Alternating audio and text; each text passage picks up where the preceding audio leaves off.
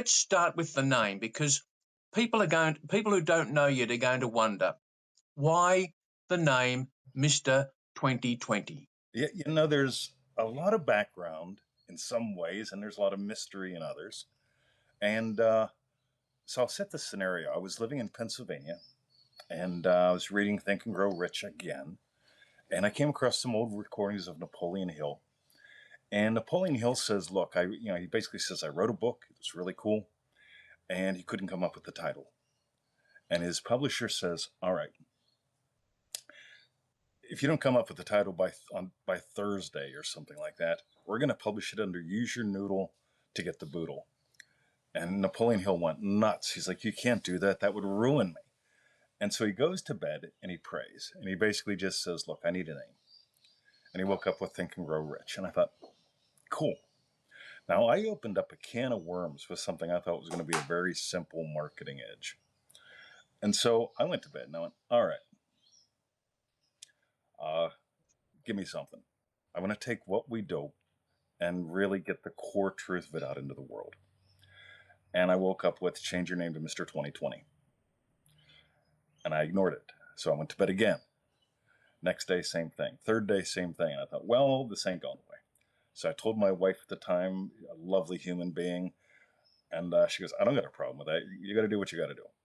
Right? So got the fingerprints, went to court, background checks, all that bullshit, and changed it 4 days after my 41st birthday. It went through.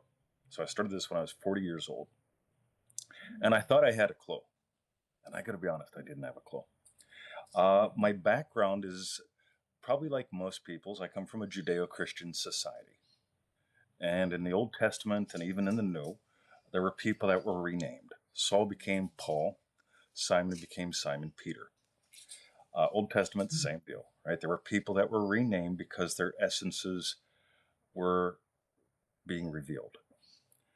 And so I thought, all right, this is pretty cool. Mr. 2020, my life is all about vision, clarity, focus. It's a very NLP-ish thing, one of my passions. And I got to be honest, Mike, it's taken me, I'm 59. This process started when I was 40. It's taken me 19 years to really discover why the hell is that my name? I've been told, so here's my other cultural side, Native American. That comes through my mom's people. And there were 3 different ways that you got names. One of them was a real obvious one, your birth name. Another one was because of something silly or stupid that you did that you stood out in the crowd for. The third way you were named revealed an essence. And so I got this name, 2020. It came in a vision. I resisted it to the best of my ability, went to court, all that silly stuff. And 19 years later, I'm discovering, and I'm halfway through an email series on this, I'm discovering the real nature of vision is seeing with fire and love. When I see with love, nothing can enter my heart that's not lovely. When I see with fire, Neville Goddard shared this in the 1948 lectures. The name of Jesus has a tooth in it, and that tooth is also means fire, and an eye in it. The name of God is basically I am. You're conscious of what is. The problem with that, remember they say Jesus Christ is your Savior. Neville Goddard always equated Jesus Christ with the wonderful human imagination. And with that in mind, what I'm really discovering is if I'm to be of any use on this planet, the adventure of a lifetime for me is sharing the message of, you came here to see with love and fire.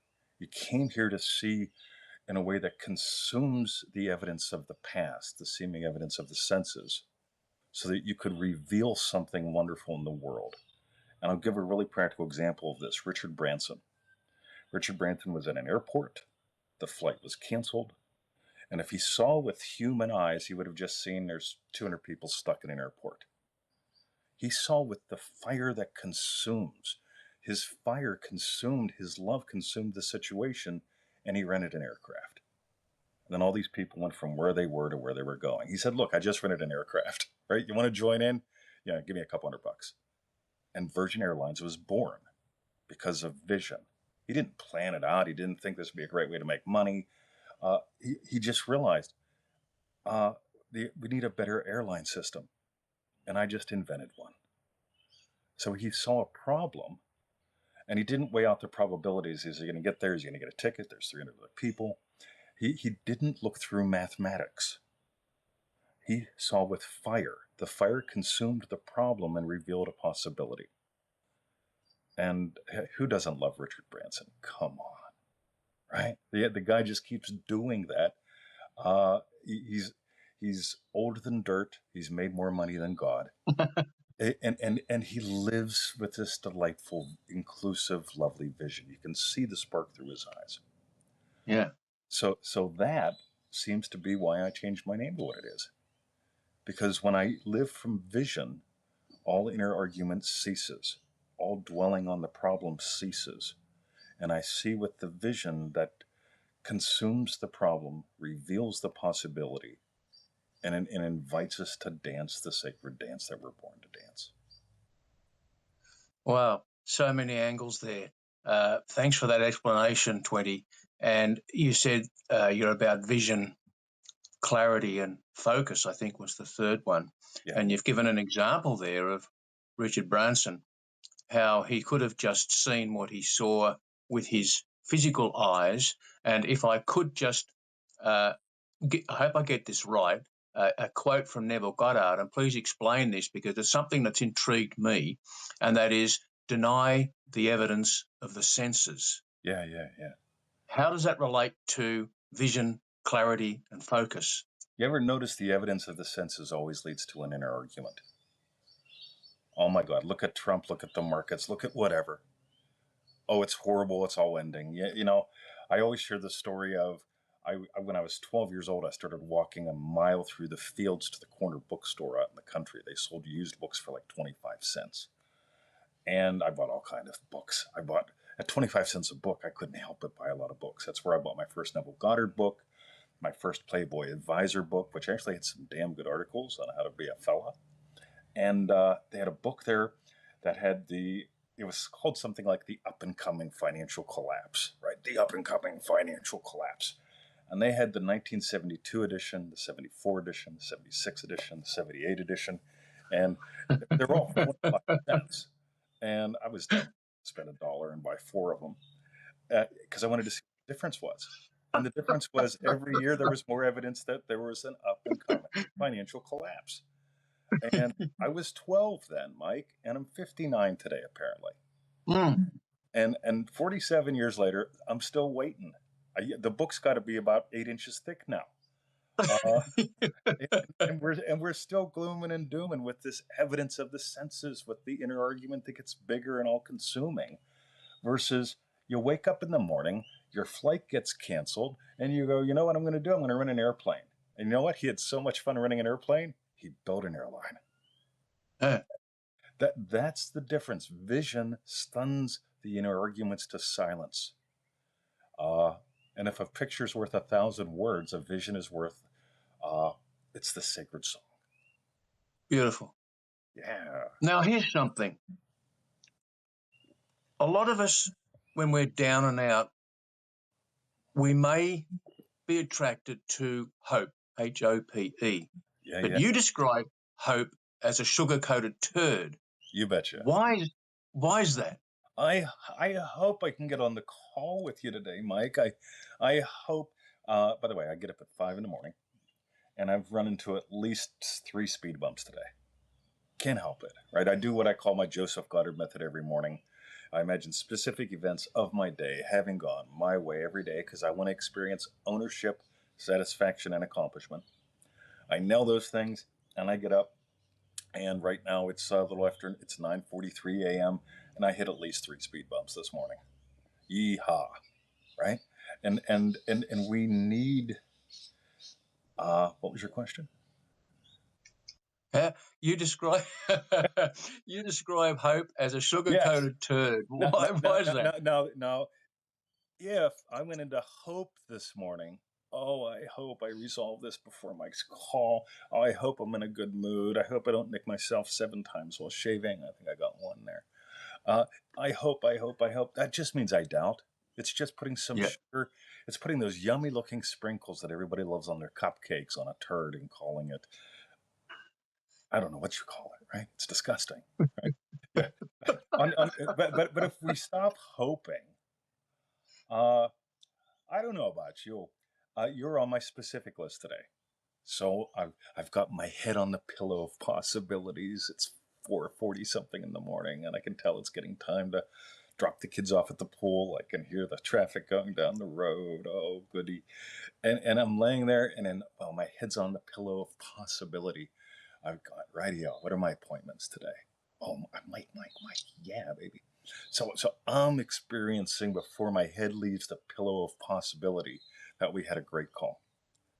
And then I find out we're on Substack. And I don't hope that it works out. I go, oh, this will be a gas. Right? I get to explore new terrain with Mike today. And I've already imagined that we had a great show.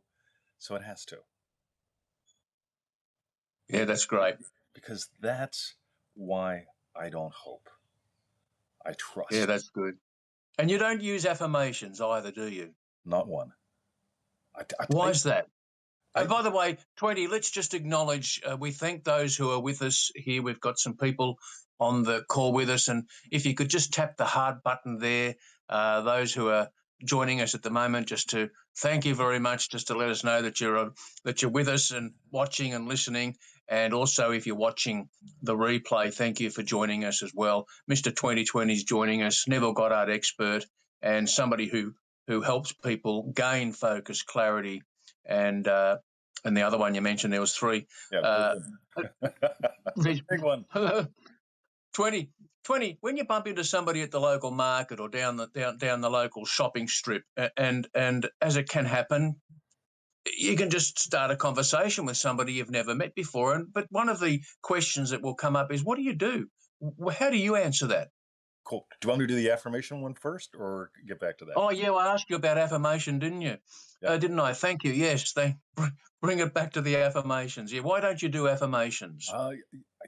They're baloney. But check this out, right? Because people say, oh, no, but they work. If you imagine they work, they work. All right. So if I imagine putting cooking oil in my petrol tank, I've got a lovely used Mercedes. It's a gorgeous classic CLK. And if I imagine that motor oil can go in the petrol tank, it's going to be a mess, right? Now, I just mentioned it because Neville didn't like affirmations, and I used to love them. I adored it. I used to make subliminal affirmation recording tapes. Swear to God, right?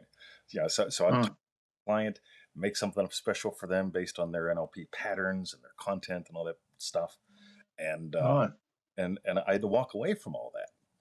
Now here's the cool thing. So I promise you I'll answer your question. I am in the portable disposable hot tub a couple years ago during COVID, right when we were so locked down, the most locked down city in the world where you and I live, and I'm in the disposable hot tub, and I'm having somebody say, "Look, 20, you're wrong. Affirmations, blah blah blah." And I said, "Right." And I imagined having something worth sharing with them besides a Neville quote. And in my inbox comes this email from this young fella. He says, "Hey, I see you reviewed a book on Amazon. Would you review mine?" And I said, "If you send me the actual book on Kindle, yes. If you send me a PDF, no. Because I want the full Kindle experience if I'm going to give you a Kindle review." And so he does. And I go in and I read the book. And this is the cool thing. This is like a 17-minute manifestation. I imagine having something we're sharing with this person. I decide I'll write him back in the morning. This young fella sends me his thing, sends me the book. And I go through the book. And in the book, he's done all the research. And he says, here's why affirmations work, which I disagreed with. But he said they work because, according to functional MRI studies, affirmations light up the feel-good centers of the brain. And he named them in Latin. And I go, oh my God, this guy just did 2 hours worth of research for me. Yeah. And so I reviewed his book. said, hey, he's done thorough research. I do not agree with everything he says, but he's done a damn good job. I'd suggest buying the book. So 100% honest on the review. But people love affirmations because they feel good. Just like watching The Simpsons or eating a Snickers bar. Watching The Simpsons and eating a Snickers bar together will not make your manifestation faster. Now, Neville Goddard said, do nothing. And people stop there. Oh, Maggie's here. Maggie, my friend. Hello. The Neville Goddard said, he said, do nothing. But people miss the rest of the quote. He said, you can do nothing to assist. You can do nothing to help your manifestation to happen. In other words, the only thing you can do is surrender to the imaginal experience that implies your wish is fulfilled. When you surrender to the imaginal experience that implies your wish is fulfilled, you won't need to walk around saying, I was a millionaire, I've got long hair, so, whatever it is. And instead, what will happen is you will hear the world differently. And Neville gives so many examples. I call it the holy hearing method, where he notices he's unable to hear what isn't lovely, and he's able to hear what implies Mike's wish is fulfilled. If you told me, 20, I'm working on a wish, I'll hear it. I'll sit here. I'll do what Neville did. I'll sit here until I can hear you telling me, yeah, baby. And I say, all right.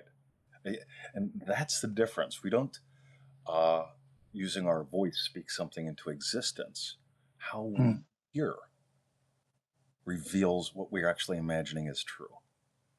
I get the electric bill and it's $300 higher. Am I pleased? No.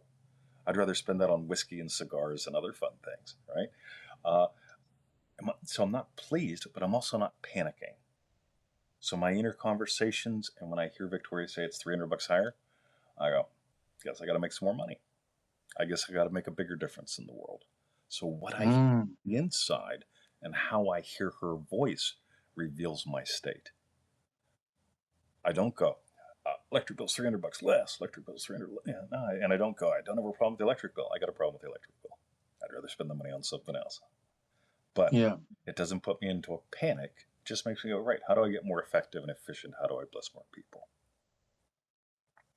Great, 20. And we'll come back to the question. So I've got an unstable internet connection here, and I may have just frozen on you. Yeah, you're looking good, a little pixelated, but that's all right. You look like a Monet. All right, so apologies to our viewers live on the stream or watching recording if I just froze on you then, a little bit of an internet insecurity there. We'll come back to the question because you've prompted something, 20. So there's a question in waiting, which is how do you answer the question when you meet somebody at the local market and they say, what is it you do? What do you do? We'll come back to that.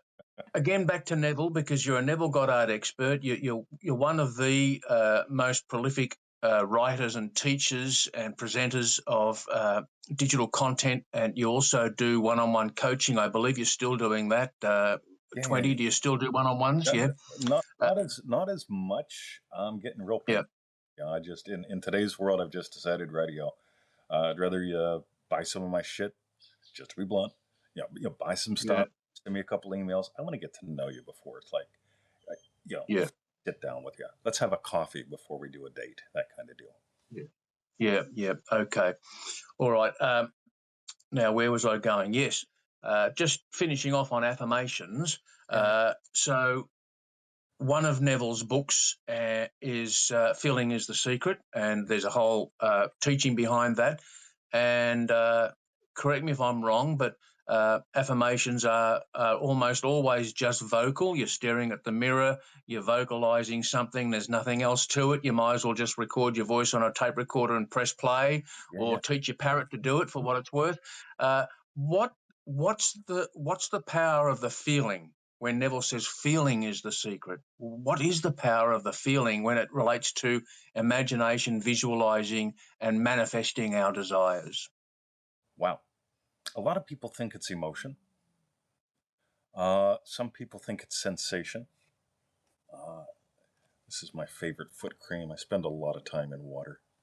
And I can feel what that feels like compared to the hand cream. It feels different. So if I know what they physically feel like, I can imaginally experience the two differently. That's part of what Neville called the Western Gate. That's a physically feeling into process. There's also emotions. Hey, I'm happy to be here. When I imagined us having had a great call today, I experienced literally the feeling of my buttocks getting out of the Ames chair and the joy of looking for Victoria to tell her, that kind of thing. But really, what is the feeling that we're looking for? This is going to go back to my name. I had a Native American mentor who always said, touch with your eyes. And I didn't realize what all he was telling me at the time. It's like any true teaching, as far as I can tell, is layers of discovery, and it's all discovering you. And I really get, how are my eyes? How is my beingness beholding? When I look at the garden, I have often, when I met Victoria, I was seeing the future, right? We walked around the garden and I was blown away. I look back at the photos. Oh, we had 2 dumps on the property, not too many plants, lots of barren areas, weeds, no garden beds. I saw the future without knowing it. I'm feeling the glory of God, the gloriness of this place, her vision, my vision, the way it all comes to life. So feeling is the secret. I find there's 3 feelings that we've got to acknowledge, and I call these the 3 worlds. How do I feel about the minutia in my life? The electric bill, the exchange rate, the how much coffee's in the cupboard, my dog. How do I feel about anything in my life, the minutia? The second world is, how do I feel about me in the moment? What am I really feeling about me? Do I feel like I can give to the world with you with this, that it will also give to each of us? What am I feeling about me in the world right now? And the third feeling, so the first feeling is minutia. The second feeling is me. The third feeling is, what do I feel about the mystery? And this is, to me, the most fascinating one, because Neville Goddard said consciousness,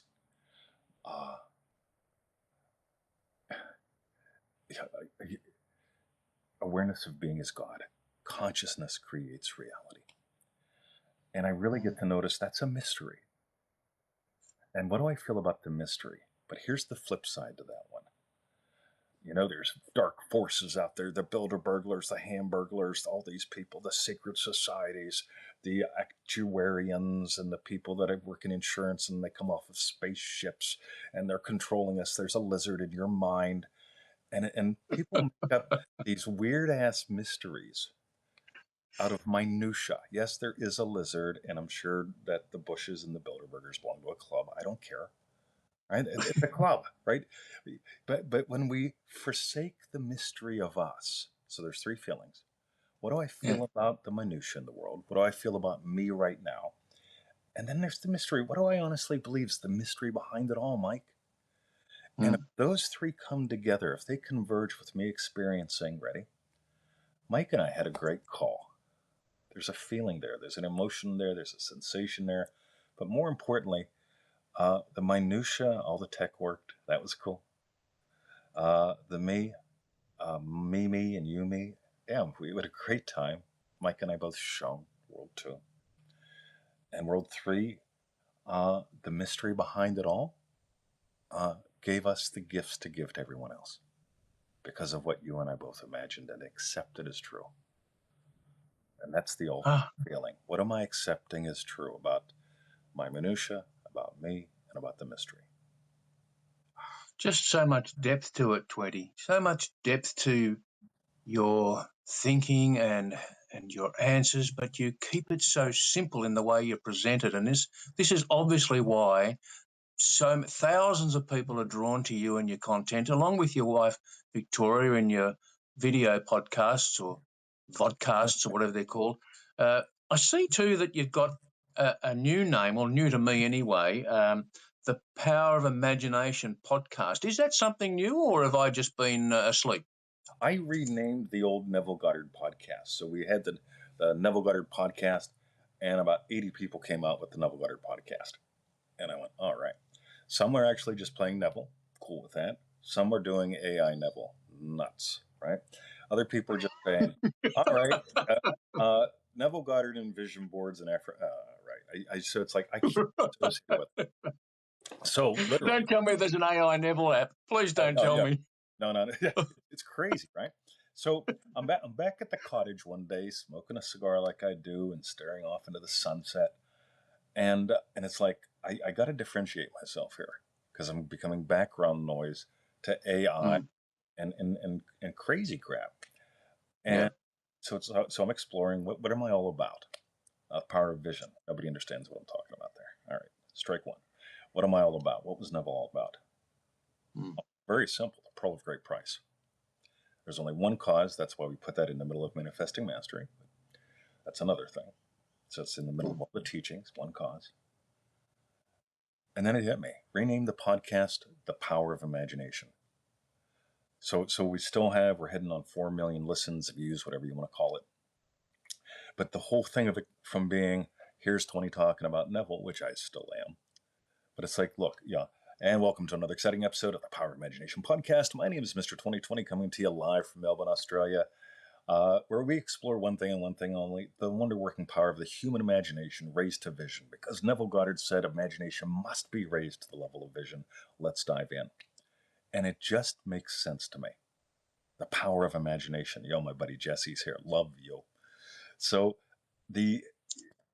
so it's a rename. So we still have all the old episodes, the ones I did in the car that were horrible, the ones that I did during COVID, which were interesting, and the ones that we've done in the past year, which, as far as I'm concerned, are on fire. So, yeah. You're always on fire, 20, and I like the ones where you can hear the bubbles of the spa in the background because you're literally recording your podcast about 5 o'clock in the morning. Those those who are just learning about 2020, the Neville Goddard teacher that you are, but you've also got your own. I mean, there's Neville Goddard with an identity, yes, but there's 2020 with your distinct identity, and you bring the two together. It's a synergy that 1 and 1 does not equal 2 in this case. Yeah. Where would you like our viewers either live with us now, and thanks again for you give us another heart, those viewers who are with us on live now. Tap that heart button for 20 and I. So thank you so much, so we know that you're there with us and you're listening. And where would you like newcomers to your work to go? Because you've got a number of different websites that they can visit. Where should they go? Wow. So I like sustained contact. I've got so much stuff on the internet, right? I'm really, I'm easy to find and impossible to escape from. That was one of my early marketing ideas. The other side of the marketing idea was I've got to be me, because anybody can duplicate data. I'm talking to you because I love you and I trust you and I get where you're coming from and I watch how you give. And so I get you. So with all that preamble, I like to keep in touch with people and get in touch with people. So we've got a little website called howtofeelitreal.com, just like it sounds, howtofeelitreal.com. There's a quiz in there that's not working properly, and that's fine. But they can do the quiz, enter their email and stuff, and I'll send them videos and emails until one of us dies or somebody says go away, and that's fine too. But the thing that I love most is, and I'm telling people in the emails I send out, write me back, just say hi. Yeah. And what happens is I tend to reply, and if I don't, it's because I lost it. And I just love people, and I hate seeing people being hostages. And so if they go to howtofeelitreal.com, I'll send them to all kinds of places sooner or later, or they'll say something to me and I'll say, buy this or watch this video or whatever. I'm just nuts about freedom. I was 20, just pardon me for interrupting, because I can't let that go where you said you hate people being hostages. Now, Is that at all related to your personal experience way back, or is that just something you're feeling more present more recently? You know, it's been my entire life. I, Yeah, I, I I, one of the things that I've written recently about a lot is no little boy dreams of growing up to be a prison guard. And that's what I did. I yeah, dreamt of growing up and teaching Kempo karate and being a policeman because I wanted to make a difference. And I was working 3 part-time police jobs. So I was working 10 hours a week or 80 hours a week. And it was killing me. And I was still teaching at the YMCA. That was fun. And then I realized I could get a job as a full-time prison guard, work 40 hours a week, make more money, and in 10 years retire from that and use that as credit to move into the state police or something. So I went to work. And 4 months later, I was taken hostage in a prison riot. I got PTSD, all that stuff, had what they call a near-death experience. That was fun. But the real thing that I've realized is I was a hostage before I went to the prison riot. I was a hostage before I took that job because I sold out on my dreams. So in other words, instead of living life, being a child in the playground of life, having fun, swinging on the swings, monkey bars, having friends in the playground of possibility, I chained myself to a basement. I chained myself up in a basement where I could look out the window and I couldn't die, but I couldn't live. That was me selling out my dreams. I wasn't dying. I wasn't dead, but I couldn't live. So I was hostage to horror, and that became literal. But I look around, especially since COVID, and I still mm, notice there's a lot of people out there that they're not dead yet, but they're not living either. yeah, yeah.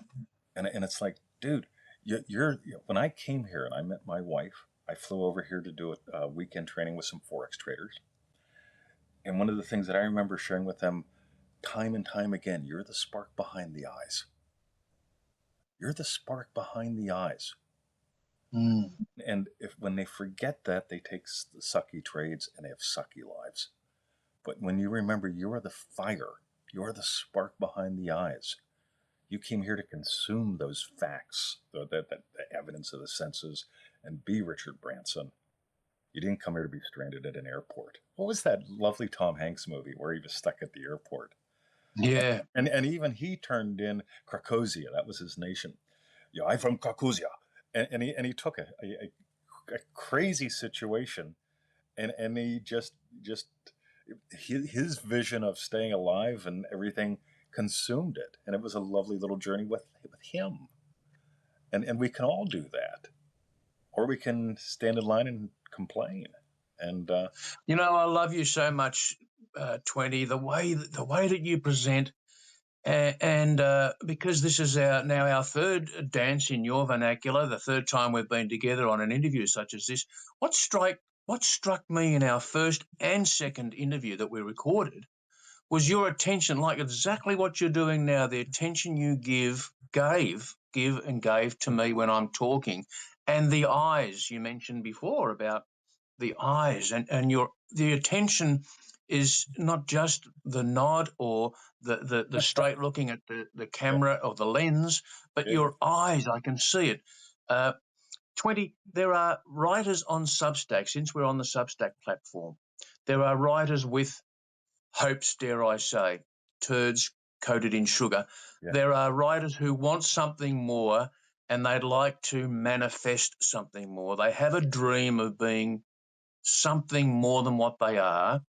Their idea, their imagination of what that could be may be clear, may not be clear, but they're hostages yep, right now. They're trapped. And you and I sense it and see it.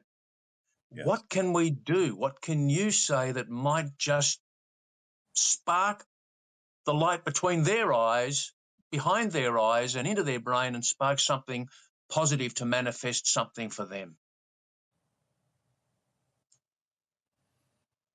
Hmm. You know, we all accept stories as true, and we all reject stories as false. And what determines what we accept as true or false is our state. And I can wake up in the morning and see nobody bought anything last night, and I can buy into the story that I'm a failure.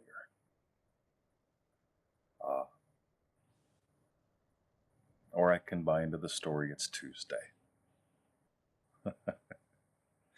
And we all can do this all the time. The fire in me goes, that's Tuesday. If the spark goes out, and I look at the evidence of the senses, boy, what if that happens all day? What if it happens for 7 days in a row? What if it happens all during the month of I'm screwed? Because I'm listening to a story. Here's my number one and number two practice. My number one practice, I call Joseph Goddard to the max. And that's a website too, so crass commercial, sorry. Joseph No, Goddard, not crass at all, please. Not crass at all, mate. Joseph Goddard is Neville's dad. Was Neville's dad, right? He's on his next adventure now, so is Neville. And Joseph Goddard every day would sit in his Berbice chair and imagine specific events of his day having gone his way. And I thought, that's cool. And I actually manifested up a Berbice chair. Victoria found it. It was really, really cool. When you come here, I'll let you sit in it, right? It's really cool. So I've got probably one of 3 Berbice chairs in Australia. How cool is that, right? Just making that up. And so my number one practice is, and it fits in with the other one, I'll tell you both. While my head is on the pillow of possibilities, I nail specific events of my day having gone my way. And I don't make it like, oh, today I won the lottery or anything like that. This is a real sneaky one. I imagine every single day, except for today because she's not going to be here, specific events of my day having gone my way, one of them being a yummy lunch with my wife. And people say, well, that's not a big deal.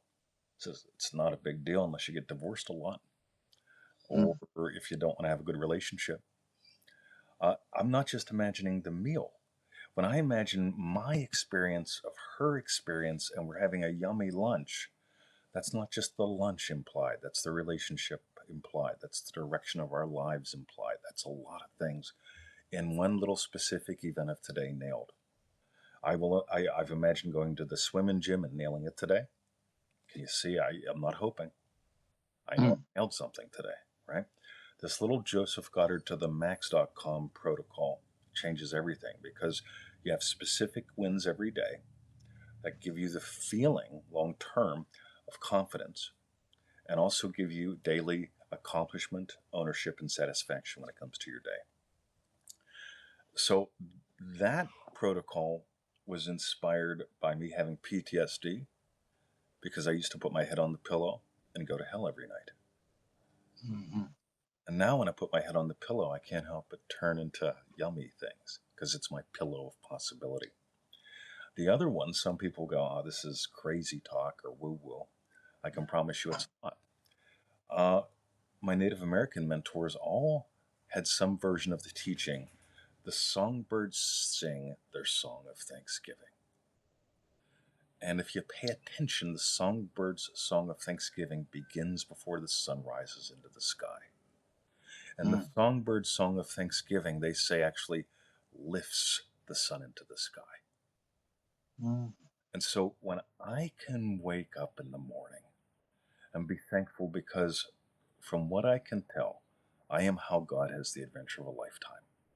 And from what I can tell, there's one cause for everything in my world. And from what I can tell, my Joseph Goddards from that morning and my continued imaginal experience during the day determines everything. And if I can wake up in the morning, instead of listening, and here's a biggie, instead of listening to crappy inner conversations again, they always repeat. You ever notice that? If I can notice what am I uniquely thankful for in this moment in my life, the sun rises into the sky. And the stored sunlight that we are sings forth. And the divine dance that we are, from what I can tell, we're the dance of humanity and divinity, each and every one of us. And we're all a unique dance of humanity and divinity. If we can let that flow forth, and that may not sound like much, but it's everything. If you can It does sound like everything when you think about it. if you can begin your day on the pillow of possibility, just nailing one or two specifics from your day is a great way to get started. If you can wake up in the morning and remember the lesson of the songbirds as you hear the songbirds, I love that. they're not hoping the sun comes up, and they're not dreading the rest of the day. They're singing Yeah. a song of rejoicing, and you can. I love it. I love it, 20. I absolutely love it. And even though you gave signs of humility earlier on about announcing your website, or one of them, I'll step in because one of the now there's tons of, you said there's tons of free stuff that you've given away over many years, and it's high quality stuff too. Uh, I'm going to say that's at freeneville.com, freeneville.com. You betcha. If you're new to 2020, if you're new to get Neville Goddard, start there. Don't start anywhere else. Start at freeneville.com. But if you've got the inclination to invest, one of the courses that 20 presents and sells, which I bought and loved, and I've done it. I've gone through. Well, I haven't completed the second time, but I've started doing the second run through. I can't tell a lie. Is Manifesting Mastery course, and it's actually at manifestingmasterycourse.com. You're still selling that course, 20? Guess what? What? We have a major announcement coming out in like 14 days on that. You want to hear it? Okay. Ready? Are we going to get it here? So we did that course, I think 13 years ago or so. I'm trying to get the exact dates, but I can't find them. And I was a different guy 13 years ago, different understandings 13 years ago. It's a different world 13 years ago. Oh yeah. And here's what's happening. It's not time to redo the course. The course has had thousands of success stories. Somewhere on the site, most of them are on Facebook. It's a great little course, and I love it because the format's pretty simple. 15 minutes a day. Every 7 days we give you an update. You give us an update back if you want to, because I want to get to know you. That's how you and I met, right? And so we've decided, starting next month, we're redoing the course. We're keeping the original lessons, but we're adding in a little daily video where I'm exploring the lesson from the 59-year-old me. What have I noticed? How have I changed? And so we're putting up a special offer for $197. Join us on this Manifesting Mastery live adventure. We're putting a live call right in the middle around the Pearl of Great Price week. And we're just amping this up to a new level. And we're tossing in a Facebook group. So there's new lessons every day inside the old lesson. There's a Facebook group, a live call in the middle, because I really get it's time to go. This is a time-tested, proven course. Oh yeah. But it's time for me to put me into it now, because the me that made that was 13, 14, 15 years younger. Wow. And it's the first week of that course, it's still going to be a daily email for 90 days. Yep, still a daily course, 90 days, all the original materials. Just adding in a new video every day, a Facebook group where everybody can go every day if they want to. And the kicker is we're going to start everyone off at the same time. So, righto. So y'all join up. We'll start off at the same time. Stop by the Facebook group anytime if you want to. We got a live group call in the middle. All that cool stuff, because I want this synergy to come together with the new stuff, the old stuff, the people that have done it. Some people have done it 25, 30 times. Yeah, so I believe. And I tell you what, 20, thanks for the scoop. Did we get the scoop on that, did we?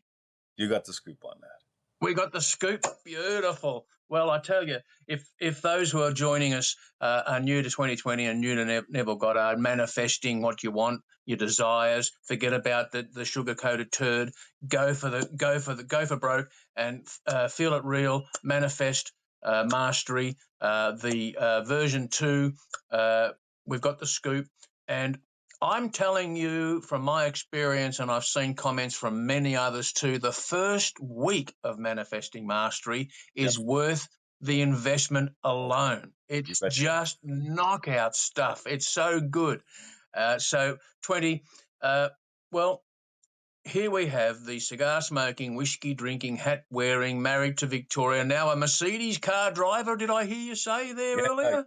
I had a miracle manifestation. Yeah, you want to hear how I manifested a Mercedes in 77 minutes? We sure do. So I was tortured, Mike. So I don't know. A long, long time ago, I bought a black BMW. I named it Abdullah. I loved that car. And time went on. I got it for a great deal. I have this capacity to manifest steak at ground meat prices, BMWs, and now Mercedeses for the price of Chevys. It's just a game that I play because I grew up poor. I needed to buy shit on sale. Now I enjoy getting great deals. Just a little state shift, right? Yeah. So I went to my mechanic, David Brown, and I said, listen, David, the car's getting older. What am I looking at here? Before I start putting money into it, I know it's going to need tires. I just want to know, am I looking at 3 months or 3 years before I start putting money in this car? And he goes, leave it here, I'll let you know. Calls me up, he goes, look, you're looking at, you don't drive far, so you're looking at maybe 6 months. You got an oil leak, you got something else, and this is a guy who I know, love, and trust explicitly. I said, fine. So I said, what kind of car should I buy? I'm looking at Mercedes, BMW. What do you like to work on? He goes, a car's a car. I can work on all of them, but a car's a car. So I'm feeling back and forth. Another Bimmer, a Merc, never owned a Merc. And I'm back and forth. And I'm reaching out to my friend Lisa and my buddy Scott. And it's like, because both of them are into Mercs and not getting anywhere. I'm tortured because there's a whole numbering system that I don't understand when it comes to Mercs. And it's like, I'm just lost here. And so I go to the pool one day and there's a parking space. So I'm still in the Bimmer, right? So Bimmer's got a 3-month lifespan. Radio, I got time, but I'm just lost in my 60s. And I there's a parking space close to the door, and my gut says no. All right. Parking lot a little bit further down, or parking space a little further down. No. So, all right. I park the whole way at the far end of the parking lot. I'm talking to Victoria. I've got these cool. Let me show you these. I've got these cool, funky Ray-Ban glasses. They're smart. Oh, mate. So they tie into my phone. They tie into my phone so I can listen to podcasts. I listen to your stuff. Oh, wow. And I can talk to Victoria. They're so cool. And I get out of the Bimmer, and I walk 3 car lengths, and I look over, and there's this silver Mercedes. And I just went, oh, my God. I fell in love. I looked at this silver Merc, and I fell in love. And I walked around it. I tried to remember what the model was. I think I took a photo because I've got a memory like Swiss cheese. And so I go in, I hit the gym, I hit the swim, and I'm hanging out with my buddy Rod. And Rod and I talk about 3 things: sourdough bread, balsamic vinegar, and his granddaughter. That's all we ever. He's a lovely guy. I just love this guy. And earlier, a couple days earlier, I told Victoria, I says, listen, I'm only going to buy a car from somebody who I know, love, and trust, or a local dealership. And there is no local dealership within 5 Ks of Eltham. Right? I don't go anywhere. So I've created a pickle. So my friend Jim, who's got something like Parkinson's, ends up coming in. And he shoves something in my big yellow bag over in the corner. And he comes in, he's like, 20, I just put 2 issues of the Mercedes magazine in your bag for you. Have you got a Mercedes yet? Did you buy a Mercedes? He's nuts about them. I said, no, I just, I'm looking. I think I found what I want. Still no luck. Well, Rod, my sourdough buddy, overhears this. And he says to me, you looking to buy a Mercedes? I said, yeah, I am, Rod. You looking to sell one? He goes, I am. I said, all right. How much? He names a number, shake hands. I said, what color is it? He goes, it's the color Mercedeses are supposed to be. I said, which is? He goes, silver. I said, that'll do. So I bought me a car. I don't even know what color the car is. I don't know what year the car is. But I love Rod. I do. Lovely man. Trust him with my life. That kind of fellow. So he goes, do you want to see it? I said, I'd love to sometime because it's in the parking lot. Oh, yes. right? So it's like, all right. So we shower off, do what we do, we walk out. He walks me up to the car. I went, oh, wow. He goes, do you want to drive it? I says, no. I said, drive me around the block. That'll be fun. So he drives me around the block. It's like, all right. Bought me a car. So got a great deal. Again, Mercedes at the price of a Chevy. That's what I do. So you think that's great, right? I go to insurance. Yeah. The insurance company says no, right? We're not going to insure it for what you paid for it. We're going to insure it for what you paid for it and a half, because that's what it's worth. Wow. Okay, still got great deal on insurance. Like, all right, do it. 6 weeks later, I get a letter from the government saying, hey, we think your car's worth more than you paid for it, so you owe us a couple $100. Right? Oh, So they taxed really? me too, right? So I got a great deal on this car. I got a great deal, so great. The insurance company made me insure it for more than I paid. And the government said, nah, you owe us some money, pal. And I'm happy to pay it, because I got a Mercedes at the price of a Chevy, garage kept, immaculate condition, always well maintained, and it's a great car. It's just a fabulous car. And What a great story. What a great story, 20. Yeah, You're full of a 77-minute win. Can't a beat it. 77-minute win. You know, time always flies when you're having fun, and 20, this has been fun, and we're coming to a close. We've been joined by a number of viewers on this live stream, and we love every one of you for joining us. Please just tap the heart for 20 to show some respect and some appreciation for him giving his time. Thank you on this live feed, and if you're watching the recording on Substack or on another platform, you will have heard 20 mention some websites that you can visit and learn more from 20. I had some questions here written down. We didn't get to them. Maybe we can do it again sometime, 20. But thanks, mate. Here's a couple of, I'll join you with a little sip. All right.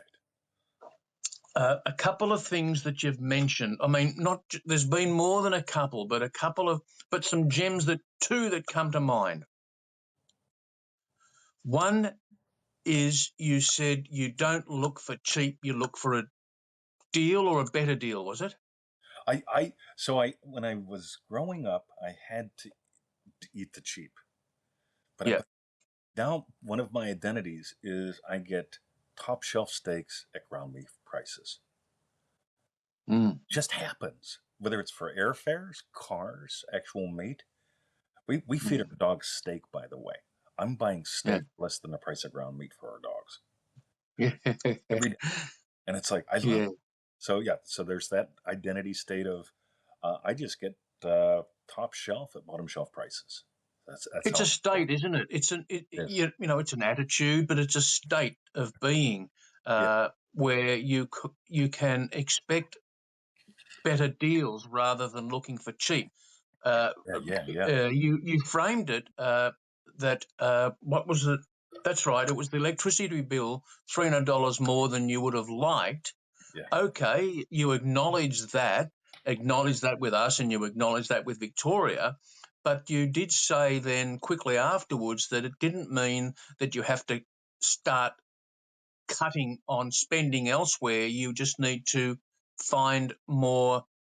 Did you say more income? You need to manifest more income. You need to find more value. You need to find a better deal. Impact. Was that it? Impact. Yeah. If I can amplify it, for me, I really get the state of Richard Branson. It was not about just accumulating more, but giving more, producing more. So anytime I run into a problem, that is either going to be a temptation. Do not lead us into temptation, but deliver us from evil. When there's a problem, I can run down the road of temptation, or I can rise into invitation. And the invitation is, righty, no, you know what? For the rest of my life, the electric bill ain't going down. Right? It just doesn't happen. Right? When I was a kid, the electric bill was $20. Right now, it's way more than $20. Right? And so I just get to go, all right. Last year, I had this much impact in the world. Yeah. How do I multiply that? And I'm not talking scale thinking. I'm talking, how do I touch more people and let them touch me? And that's I love it. If I get lost in the numbers, I'm lost. But if Yeah. the electric bill or whatever. But if I get into how, this is a manifestation of that. How do I touch more people? I do it with you.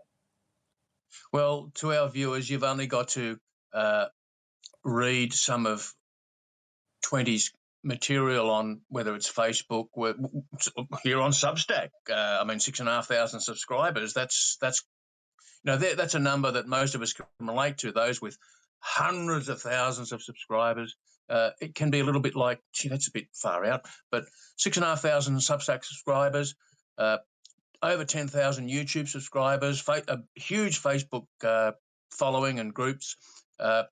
Get more into 20, to get more into Neville, to get more into manifestation, to get more into feeling it real, and get more into your own cigars, your own whiskey, your own hats, your own best cuts of steak, your own Mercs parked in the driveway at the swimming pool that I'm going to own in 77 days. That's what we want to hear. That's it. Good on you, mate. Well, I got so excited I almost knocked the camera off the stand. 20, thank you so much for joining us. We really appreciate your time. And to our viewers, thank you so much for you joining us live and also watching on the recording. And again, freeneville.com is where you could go to learn more about Neville. And 20 gives you heaps, so much free content there at freeneville.com. 2020, I love you, mate. Oh, I love you, Mike. Let's do it again, and let's do coffee sometime. Love to do coffee. Love a good coffee, mate. All right, cool. All right. Bye for now. Friend. See ya. Bye-bye.